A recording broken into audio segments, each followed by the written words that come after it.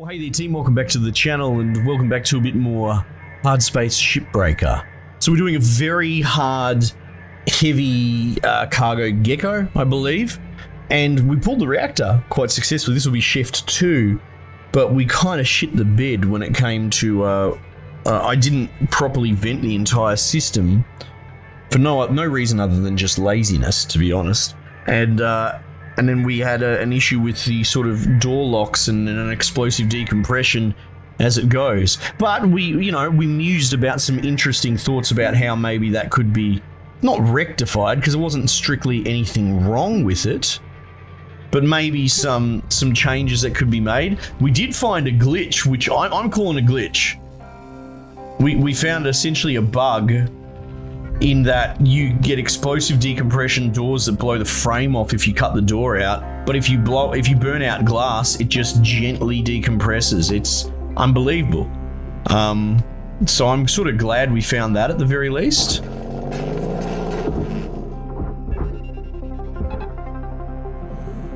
The fuses were misbehaving at the end. Where is the other fuse? Salvage deposit accepted. Credits transferred. Good. Yeah, we needed to get fuses. Cool. ECU. Yeah, we could do that. Oh, there's another hoist there, and there's another heat sink.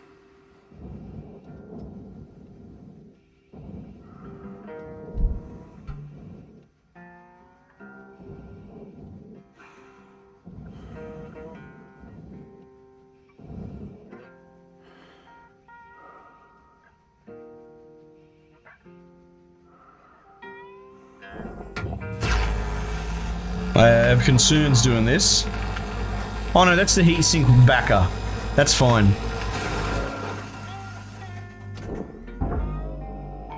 Where's that one to go? Processor? Okay. Don't belt me, please.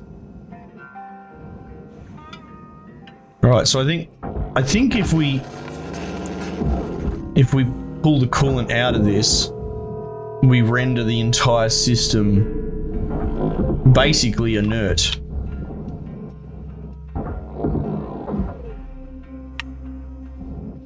I'm terrified to press that button and boop it. Right, so I think it's good to go now. Let's see how we go just cutting this. Okay, yeah, cool.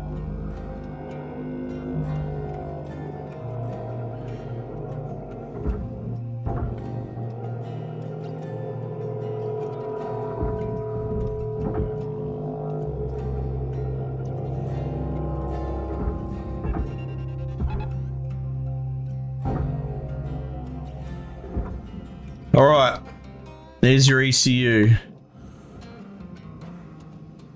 We did eyeball another heat sink up here. Salvage secured. Account credit applied. This might actually be tricky to get out. Can I just wedge it out? I can't really, can I?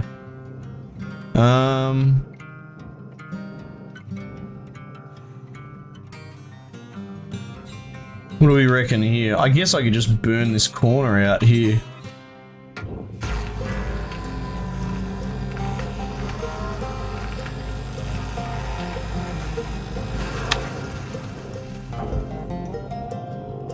Salvage destroyed. Don't do that.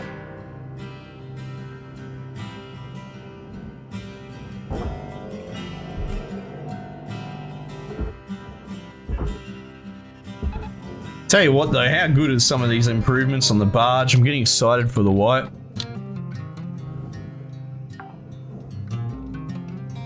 Salvage secured. Credits deposited.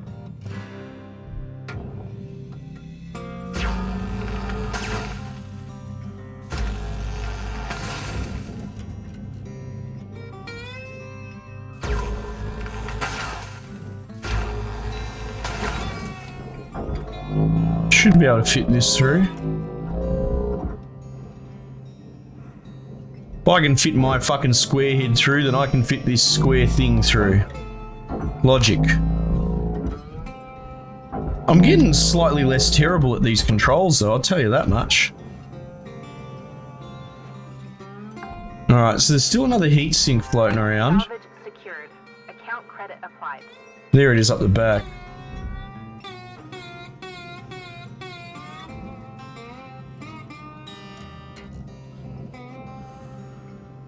Okay. Seems that I've blown some of this apart.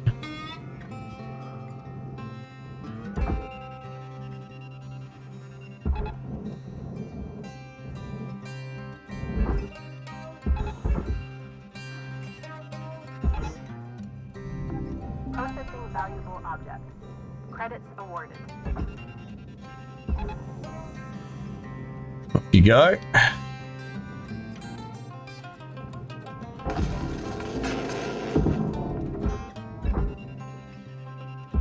Will you fit out there? Yep. Cool. Metal, nanocarbon, fuel, and shipping crate. Salvage deposit accepted. Credit Fuel. transferred. What survives back here? A little bit. Okay.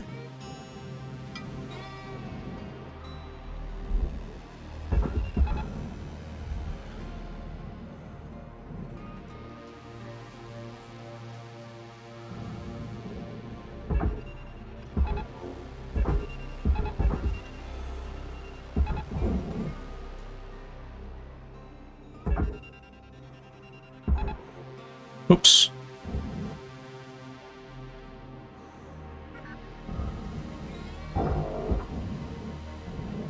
Okay.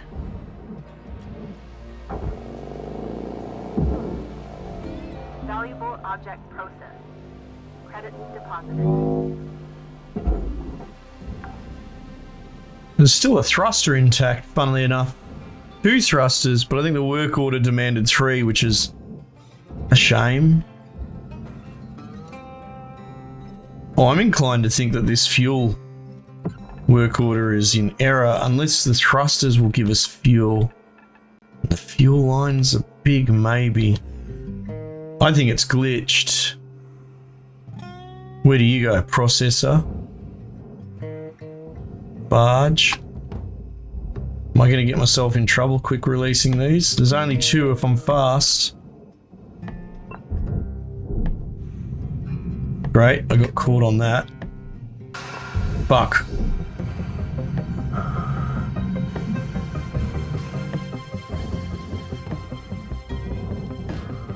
Alright, that was stressful. Alright, well, let's get this fuel tank out for starters. So delivering these might give fuel. This is something I've always been curious about, but I've never... Well, if I've tested it, I can't remember. Salvage secured. Credits deposited.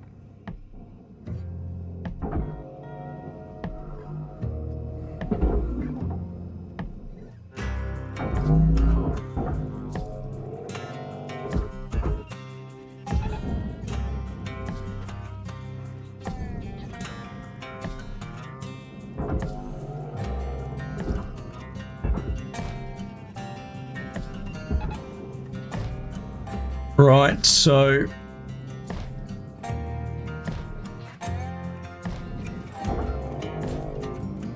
What's our fuel status? 191 kilos.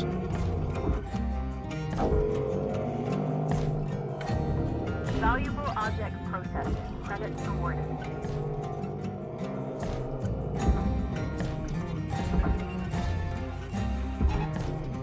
Really doesn't want to move, does it? 191. Salvage secured. Account credit. All right, probably safe to say that the fuel work order's glitched. We've seen this happen before.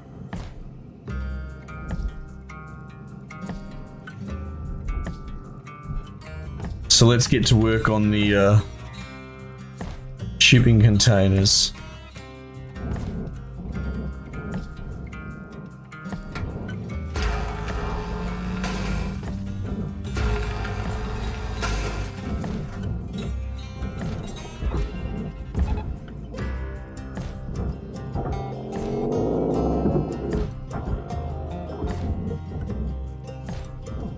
What's holding you back, big fella? You did spring free, did you not? There we go, just a bit of friction, I think.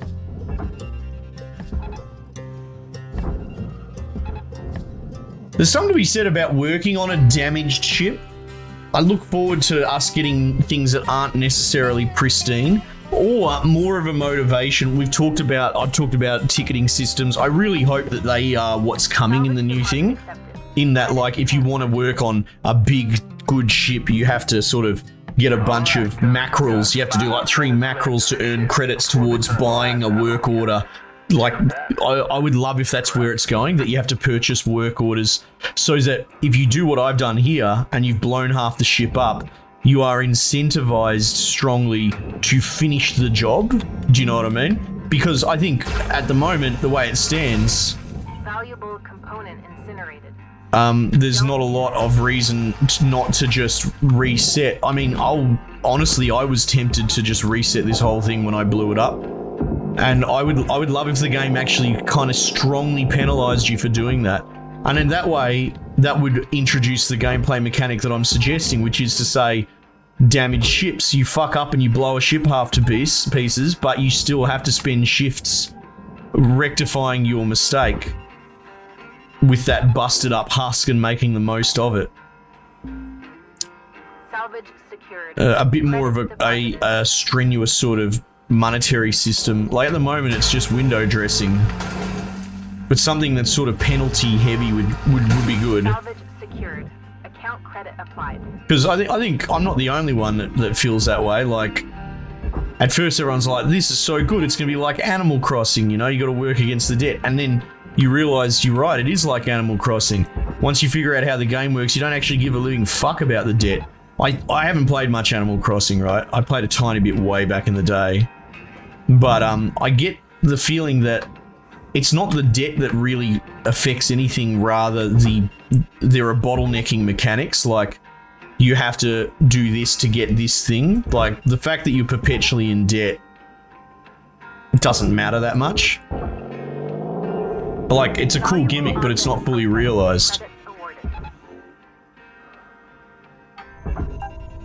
You know, what they could do, and it'd be well received, is just because roguelikes are such a hotness as well, is you might want to try and turn this into a long, overarching roguelike and do something like a Papers, Please twist. I don't know if you guys know Papers, Please, but that's a game where you do a day job and you sort of work a border, stamping people's passports, and you got to not let people through. And you get paid depending on how you did, right?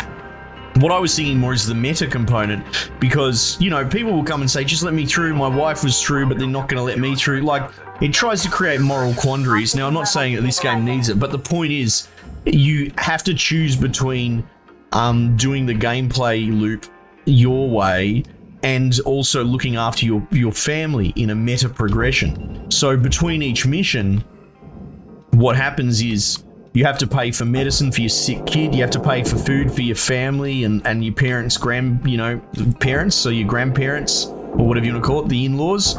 You have to, pay for heating, pay for medicine, pay for food, all this sort of stuff, or your family members will bloody start dying. And I think, especially given that there seems to be some sort of narrative hook to this game, that maybe you've left your daughter behind to do this.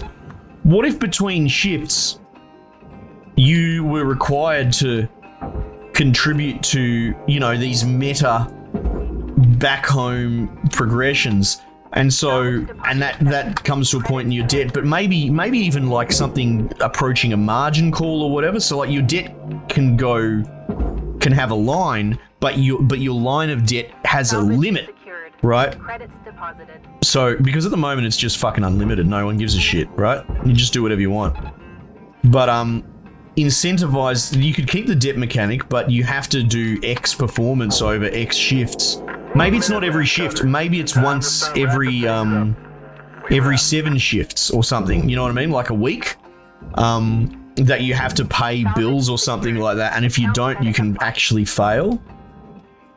I hate fail game conditions, but I also understand that we don't have anything better.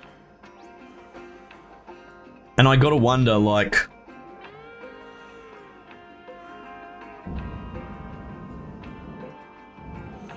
Is there,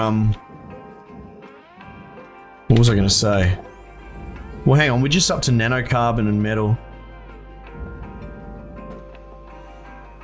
What can I salvage at the last second?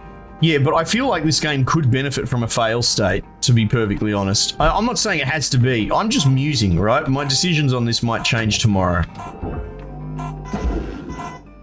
Oh, my grapple's damaged, right. Salvage deposit accepted. Okay, we'll finish that shift. Now, again, I kind of find the cutting up of metal and nanocarbon to be fucking boring, right? It's rote. It's interesting to peel the layers back, right? If the ship isn't orange, I'm all about coming up with creative ways to peel off the skin to get at the goods in the middle, not even